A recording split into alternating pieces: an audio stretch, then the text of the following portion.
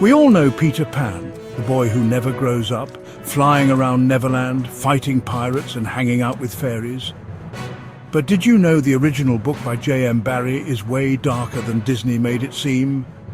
Today we're diving into the real Peter Pan with its weird twists, creepy moments and deep messages about childhood. So buckle up, grab some pixie dust and let's fly to Neverland.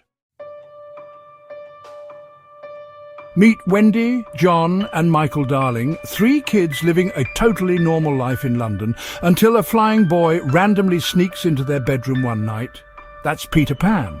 Peter is fun, mischievous and slightly terrifying. He doesn't have parents, refuses to grow up and, oh yeah, he's missing his shadow. Totally normal.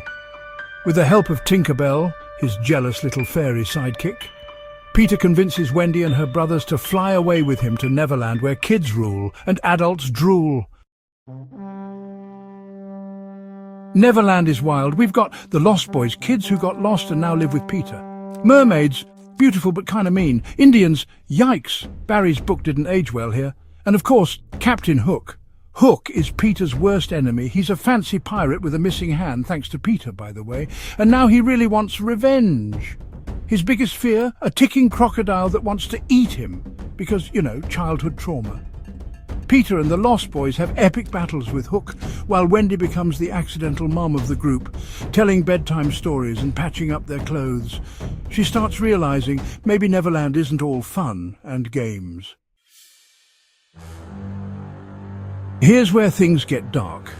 Peter isn't just some fun-loving kid, he's kinda intense.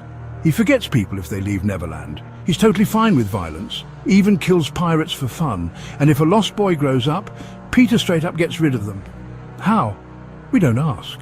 Basically, Peter isn't just avoiding adulthood, he's terrified of change. He wants time to stop forever, and if anyone threatens that, bye-bye. Meanwhile, Wendy starts missing home. Maybe growing up isn't so bad after all. Eventually, Peter and Hook have their final duel to the death. And guess what? Peter wins. He kicks Hook into the open jaws of the ticking crocodile. Chomp. After the battle, Wendy realizes she doesn't belong in Neverland. She wants to grow up. And that's okay. Peter, on the other hand, nope. He stays behind, stuck in his eternal childhood. Wendy and her brothers return home. Years pass. Wendy grows up, and then one night Peter comes back. But he doesn't recognize her. She's an adult now, and to Peter, that means she doesn't exist anymore. It's a heartbreaking moment because Peter isn't just a fun kid, he's a symbol of childhood itself. He'll never change, never grow, and never understand why people move on.